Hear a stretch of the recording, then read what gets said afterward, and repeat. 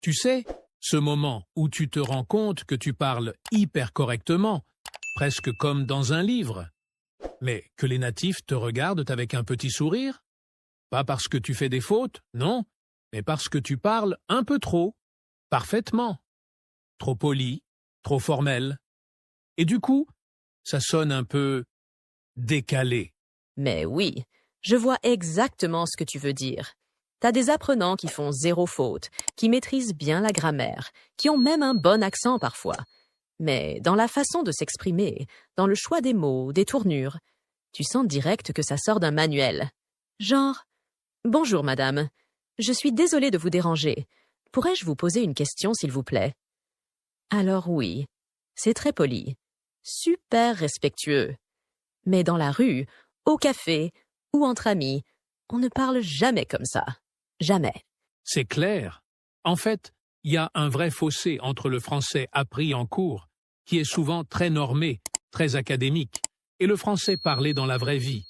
Et souvent, c'est pas le niveau de grammaire ou de vocabulaire qui fait la différence. C'est l'attitude linguistique. Comment tu formules? Est-ce que tu simplifies? Est-ce que tu raccourcis? Est-ce que tu oses être direct? Et c'est là que les choses deviennent intéressantes. Parce qu'on va pas t'apprendre à être impoli, hein? C'est pas le but. Mais on va t'aider à trouver le bon équilibre. Parler naturellement, comme un Français ou une Française d'aujourd'hui, sans sonner coincé, scolaire ou trop distant. Et crois-moi, ça change tout dans une conversation. Exactement. Alors dans cet épisode, on va te donner des exemples concrets de phrases trop polies, trop formelles, et on va te montrer comment les transformer en versions naturelles, celles qu'on utilise vraiment dans la vie de tous les jours, avec nos potes, nos collègues, nos voisins, bref, dans la vraie vie. Et comme d'habitude, on va faire ça avec des dialogues, des exemples vivants, des petits conseils pratiques, pour que tu puisses les intégrer directement dans ton français parlé. Allez, installe-toi, prends une grande inspiration. Et c'est parti, pour un bon moment, ensemble. Alors là, on commence fort avec le grand classique de l'apprenant modèle. Bonjour, monsieur. Excusez-moi de vous déranger, mais pourrais-je vous poser une question, s'il vous plaît? Tu vois le genre.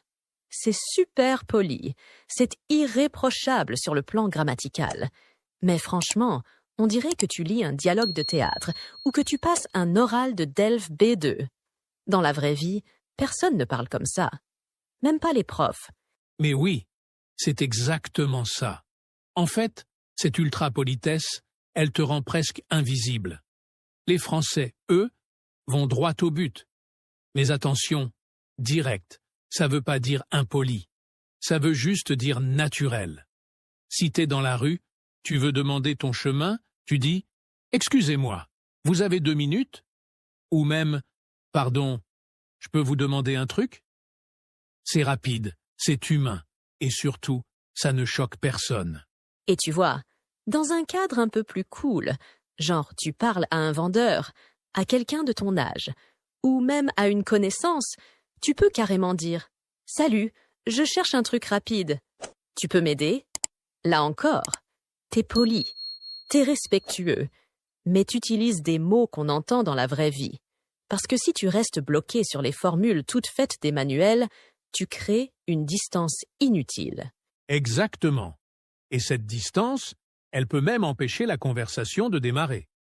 Tu donnes l'impression d'être un touriste, ou pire, quelqu'un qui récite. Et crois-moi, les Français sentent tout de suite si t'es dans l'apprentissage ou dans l'interaction réelle.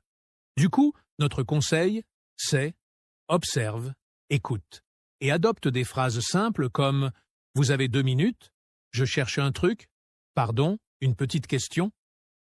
Ce sont des formules authentiques, naturelles et super efficaces. Et surtout, n'aie pas peur de couper un peu les phrases, d'utiliser le langage parlé. Dire « je peux » au lieu de « je peux », c'est pas une faute, c'est du français vivant. Et c'est ce qui fait que les gens vont te répondre avec le sourire et non pas avec un air de surprise. Voilà. Donc retiens bien. Être poli? Oui. Être trop formel? Non.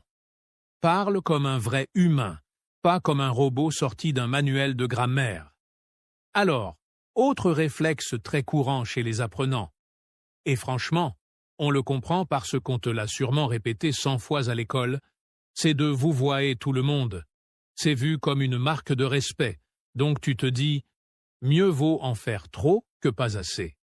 Mais en réalité, dans beaucoup de situations, ça te fait juste paraître trop distant, voire un peu bizarre, surtout si tu t'adresses à des gens de ton âge. Mais oui, exactement. Genre, t'es en soirée avec des jeunes de 25 ans, tout le monde est détendu, et là tu sors. Vous voulez danser? Ou est-ce que vous aimeriez boire quelque chose? Franchement, on dirait que tu sors d'une école de majordome. Alors qu'en vrai, entre jeunes, le tutoiement est la norme, direct. Tu dis tout simplement « Tu veux danser? On prend un verre. Tu bosses dans quoi? » C'est simple, c'est fluide, et surtout c'est naturel. Après, faut nuancer. Bien sûr, le vouvoiement reste important dans certains contextes. Si tu parles à ton prof, à ton patron, ou à une personne âgée que tu connais pas trop, là, le vouvoiement est bien vu. Ça montre que tu respectes la personne et le cadre. Mais si t'es avec des collègues jeunes ou des gens que tu rencontres dans un cadre informel, tutoie sans stress. En fait, ça aide même à créer du lien plus rapidement. Et un bon truc à retenir. En France, si quelqu'un te tutoie, tu peux le tutoyer en retour. C'est une règle implicite. Pas besoin de demander « on peut se tutoyer ?» sauf si t'es en contexte professionnel un peu rigide. Sinon, adapte-toi à l'énergie de la personne. Si elle est détendue, souriante, jeune, pars sur le tutoiement. Tu sonneras beaucoup plus à l'aise et beaucoup plus intégré. Et honnêtement, parfois, trop de vouvoiement peut même mettre un malaise. Genre, si tout le monde tutoie et que toi tu sors un « Vous avez passé un bon week-end ?» tout le monde va se retourner en mode « C'est qui ce mec ultra formel ?» Donc, le bon réflexe, c'est « Sois observateur, écoute comment les autres parlent et aligne-toi. » Tu vas voir, ça change tout dans la manière dont les gens te perçoivent. Alors là, on touche un point sensible. Les phrases trop longues, trop tournées, trop alambiquées, qu'on utilise pour paraître poli, mais qui finalement te rendent moins naturel. Genre, tu veux demander un truc tout simple et tu sors une phrase du type « Je me demandais si éventuellement, peut-être, dans le cas où cela ne vous dérangerait pas, il serait possible de… » Et là, la personne en face a déjà décroché. Elle t'écoute plus. Elle attend juste de comprendre ce que tu veux vraiment dire. Mais oui, on comprend que tu veux être respectueux, c'est normal. Mais en français courant, on va droit au but. Et c'est pas mal poli, c'est juste plus naturel. Par exemple, au lieu de dire « Je me permettais de vous demander si je pouvais emprunter votre chargeur, s'il vous plaît », dis juste « Je peux te piquer ton chargeur 2 minutes ?» Ou même « Tu me prêtes ton chargeur ?» C'est court, amical, et franchement, ça passe mieux. Et le pire, c'est que ces longues phrases, souvent, elles te mettent toi-même en difficulté. Parce que t'es concentré sur la forme, sur la politesse, sur la tournure grammaticale, et au final, tu perds ta spontanéité. Alors qu'en réalité, les Français, dans la vie de tous les jours, ils aiment quand c'est clair, direct, un peu cash parfois, mais toujours humain. Exactement. C'est pas un manque de respect. C'est juste une question de culture linguistique. En français natif, surtout dans les conversations quotidiennes, on préfère dire « Tu crois que je peux faire ça? Tu veux qu'on fasse comment ?» Ce sont des expressions simples, mais super puissantes pour sonner fluide et mettre à l'aise ton interlocuteur. Et si t'as encore un doute, écoute les Français parler entre eux. Même au boulot, on raccourcit tout. On dit pas « Serait-il envisageable de décaler la réunion ?» Mais on peut repousser la réunion. Tu vois? Moins de mots, chaque heure plus d'impact. Donc, dès aujourd'hui, simplifie tes phrases. Ça va te libérer la parole, t'éviter les bugs. Et surtout, ça sonnera 1000 fois plus naturel. Ok Lily, On fait un petit jeu pour finir ce point en beauté. Je vais te donner des phrases ultra polies, style manuel scolaire. Et toi, tu me balances la version que les Français disent vraiment, dans la rue. Entre potes, tu joues le rôle de la traduction natif, d'accord? Allez, j'adore ça. Je suis prête. Envoie la première, je la transforme version naturelle tout de suite. Alors, seriez-vous disponible pour un rendez-vous cette semaine? Facile. T'es dispo cette semaine? C'est direct, poli, mais pas coincé.